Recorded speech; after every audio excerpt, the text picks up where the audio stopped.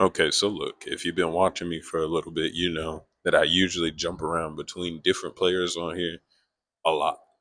See, I got Rodman now. Iverson is my main. I use Halliburton on and off when I want to. Sometimes I get bored and pull Steph out. Shea.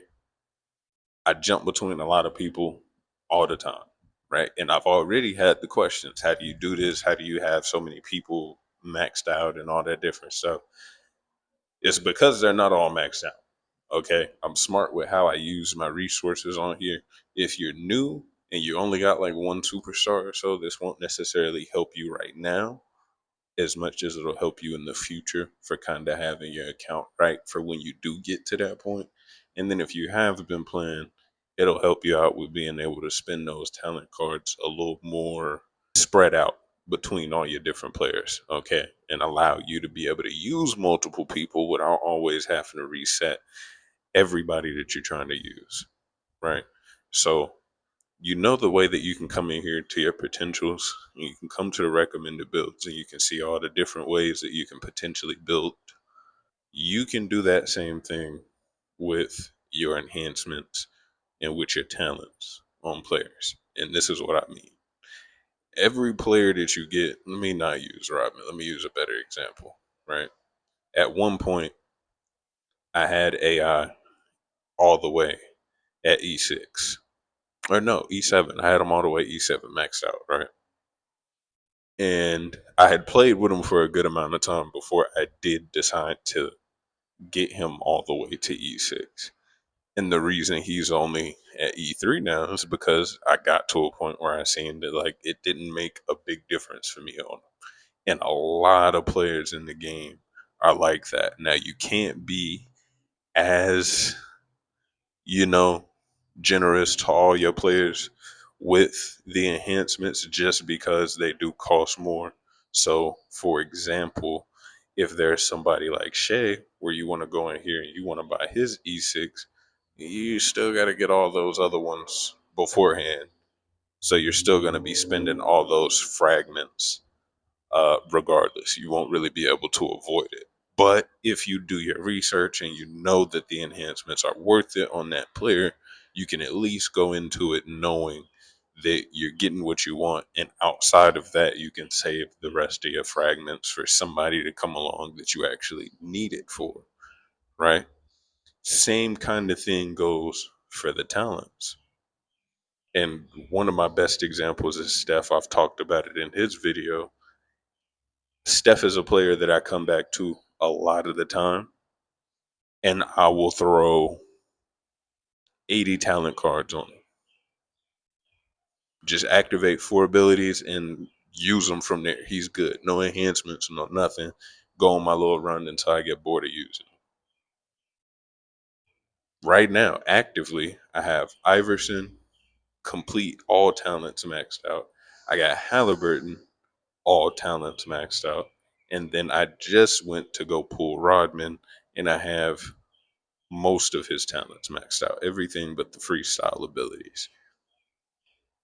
And that's another thing. If you don't actually, I would say, unless you're going for a dunking build, that's why I say you got to kind of think of it the same way you do with the potentials. Unless you're going for a dunking build or you're using a player this specifically for dunking, like Blake, Giannis, you know, your other way would be your more like LeBron, D Wade, your all around builds where you kind of have the option. Unless you're going for dunking talents on them, you don't really need them. You don't necessarily need them for those players either. They just help out because, for example, people will know what your regular dunks are and get used to the timing so that they can block it easier. You get a fancy dunk, give you a better chance at having the edge by giving you some different animations when you're going up and stuff. So on certain players, like I said, LeBron, D Wade, if they have dunking talents, it might be useful. But if you decide not to go with those, that's an easy 30 you can save. And then on top of that, for example, I don't have him reset right now just because I liked the little celebration animation. But after Blake is here for a bit, we get our next player hint.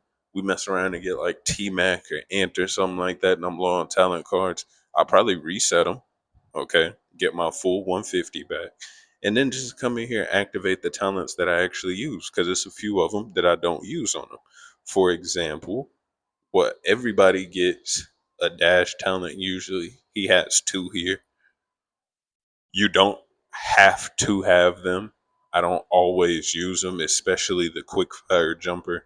Not to say that it's not something useful. It's just I don't tend to actually like the little regular standing still quick shot. Yeah, I'll do that, but you'll do that whether you have a talent or not. Whenever somebody throws you the ball, but the walk in, jump and shoot the ball, I almost never use that talent.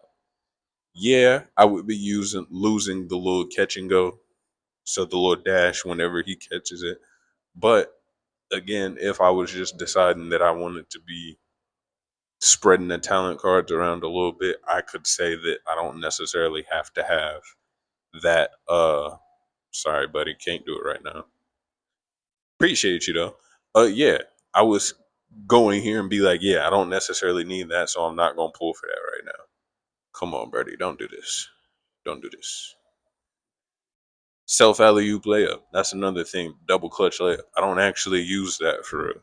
So simply between the fancy animations and already taking off these three talents right there, I'm already saving plenty of talent cards. All these you already know they're 20 per. That's one, two, three abilities. That's 60 right there. And then another 10 for each one of these. 90 talent cards out of 150 to max somebody out that I could take off this dude and just simply because it's stuff that I don't use. And he would still be my main. I still use him the same way I use him now without all the extra enhancements and without all the extra talent cards that I have basically just sitting on him for no reason. I could reset him and have a fourth player right now already with these three guys all having pretty much what I need on them to be able to use it. I got enough to where I could go in here and add a fourth player. They come out with somebody else. I don't have to reset anybody right now.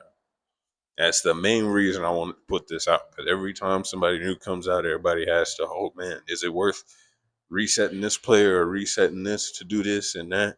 And not to say, again, that it's not good to do your research and see if certain players are worth putting the enhancements and things like that into. But it's very possible, like I said, that unless there's somebody that demands all talents and all enhancements, it's a good chance you can get away with being a little lower tier than you think you have to be with your investment into them. Okay. A lot of the tryhards are going to be max enhancements, max talents, and things like that. But even then, it's usually on players that actually need it. You feel me? And we can do probably a longer, in depth video if that's something that y'all want to see on that one day.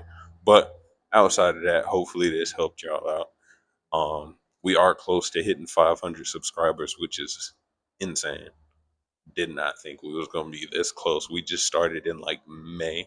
Hasn't even been a full 3 months. I appreciate y'all boys, man. But catch y'all in the next one. We got a lot coming in. We'll be coming out next week. So if you did enjoy and you're excited to be here for more, leave a like, subscribe, and hit that post notification button, man. And I'll catch y'all on the next one.